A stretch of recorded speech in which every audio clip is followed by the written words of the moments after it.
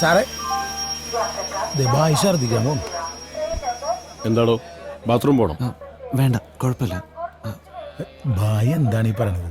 ഭായി പോയി ഛർദിച്ചിട്ട് വന്നേ. ചോളി, ആ താക്കോലിങ്ങന്നേ. താക്കോല് എന്ത്?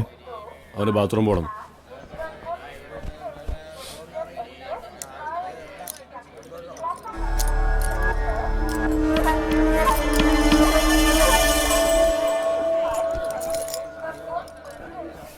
വാള് വെക്കാൻ പോയതാണ്.